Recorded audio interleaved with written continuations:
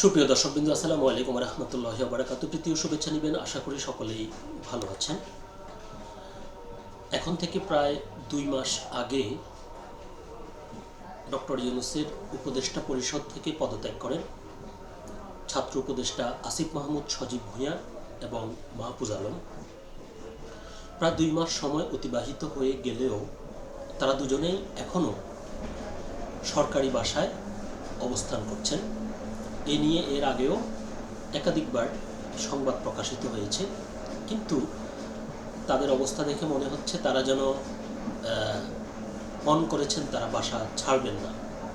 এমনকি তাদেরকে এ ব্যাপারে প্রশ্ন করা হলেও তারা নীরব থাকছেন।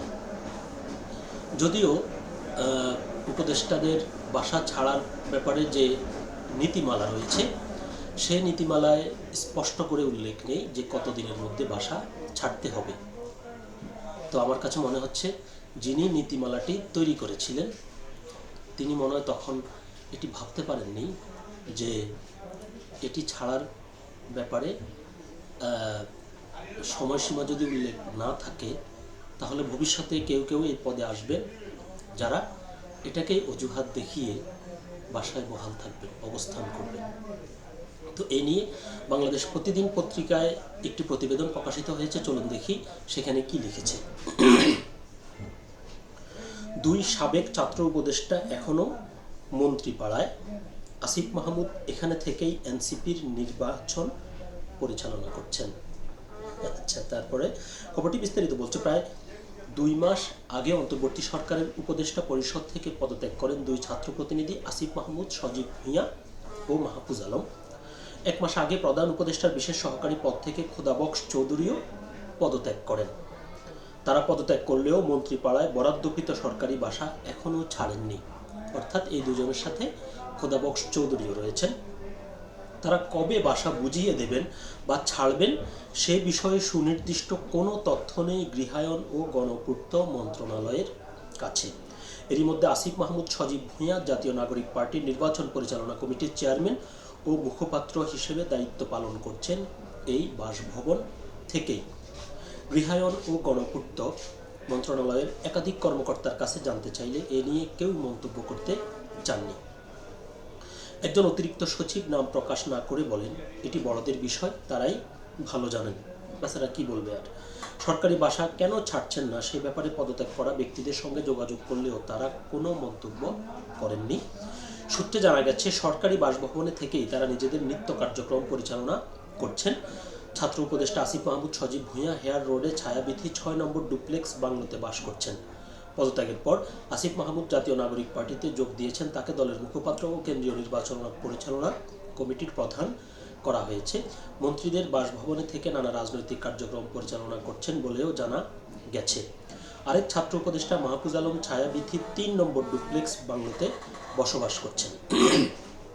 আর খোদাবক্স চৌধুরী থাকেন মিনিস্টার্স অ্যাপার্টমেন্ট 3-এ।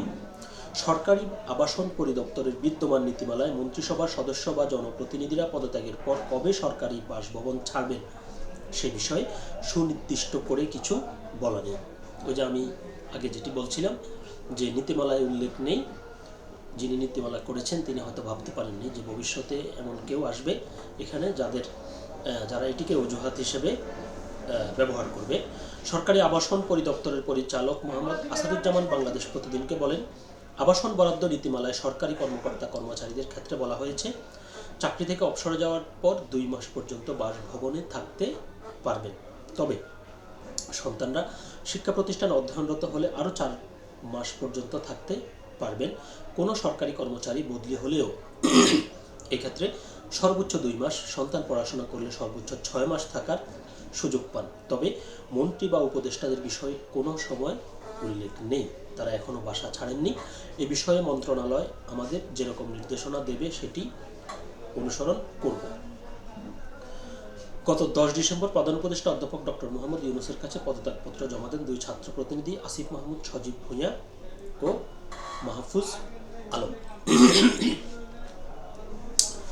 তো এখন যেটি বলতে হয় সেটি হলো যে মাহফুজ আলম এবং সজীব ভূঁইয়া তারা কিন্তু নির্বাচিত প্রতিনিধি নয়, অর্থাৎ তারা সরাসরি জনগণের ভোটে নির্বাচিত হয়ে এই সরকারি সুযোগ সুবিধাটি তারা পাননি। তারা একটি বিশেষ অবস্থার প্রেক্ষিতে, বাস্তবতার প্রেক্ষিতে, একটি রাজনৈতিক প্রেক্ষাপটে তারা এই সুযোগটি পেয়েছেন। এখন প্রশ্ন হচ্ছে, তারা যেটি করছেন এটি কি নীতিগতভাবে সমর্থনযোগ্য? অবশ্যই নয়। কারণ যে প্রেক্ষাপটে তারা এসেছেন এটি তাদের এই অবস্থান ওই চেতনার সম্পূর্ণ পরিপন্থী। ওই যে এর আগে বলা হয়েছিল যে শেখ হাসিনা কিভাবে ফিরতে পারেন, তখন বলা হয়েছিল যে যারা এখন দায়িত্বে আছেন বা ভবিষ্যতে আসবেন তারা কি করেন, তাদের কর্মকাণ্ড, তাদের আচার আচরণ, তাদের চালচলন, তাদের সব কিছুর উপরেই নির্ভর করবে যে শেখ হাসিনা কামব্যাক করতে পারবেন কিনা। তো তাদের এই অবস্থান দেখে ওই কথাটি মনে পড়ে গেল যে এই যে ছাত্র জনতার একটি রক্তপাত গণ অভ্যুত্থান, এই গণ অভ্যুত্থানের মধ্য দিয়ে তারা যে উপদেষ্টার দায়িত্ব পেয়েছেন এবং এখন সরকারি ভাষা তারা ব্যবহার করছেন, সেক্ষেত্রে তারা যদি নীতিগতভাবেই এরকম দুর্বল হয়ে থাকেন কিংবা এই মানসিকতা তারা লালন করেন, যেগুলো নিয়ে এখন বিভিন্ন মহলে প্রশ্ন উঠছে, ভবিষ্যতে তারা আরও বেশি বিতর্কিত হবে। সবচাইতে দুর্ভাগ্যের বিষয় যেটি, সেটি হচ্ছে যে আসিফ মাহমুদ সজীব ভুঁইয়া এই সরকারি বাসায় বসেই তিনি একটি রাজনৈতিক দলের কার্যক্রম পরিচালনা করছেন। বসে বলতে এখানে তিনি বাসায় থাকছেন আর তিনি এনসিপির কার্যক্রমের সাথে সম্পৃক্ত থেকে তিনি তার কাজ করে যাচ্ছেন। এটি তিনি করতে পারেন কি? এখন অন্য যে রাজনৈতিক দলগুলো রয়েছে তারা যদি এটি নিয়ে প্রশ্ন তোলে বা তারা যদি একই ধরনের সুযোগ সুবিধা চায়, সেক্ষেত্রে অন্তর্বর্তী সরকার কি সেই সুবিধা তাদেরকে দিতে পারবে বা দিবে? তাহলে কেন তারা এভাবে সেখানে এই বাসাগুলো এভাবে দখল করে তারা অবস্থান করছেন, বসে আছেন?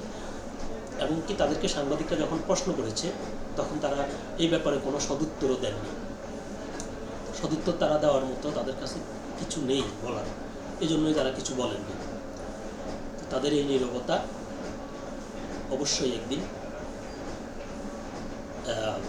যারা অভ্যুত্থানের সাথে জড়িত, যারা জীবন দিয়েছে, যারা আহত হয়েছে এবং যারা এই চেতনা লালন করে, তাদের কাছে তারা প্রশ্নের মুখে পড়বে। সকলে ভালো থাকবেন, সুস্থ থাকবেন। আল্লাহ হাফেজ।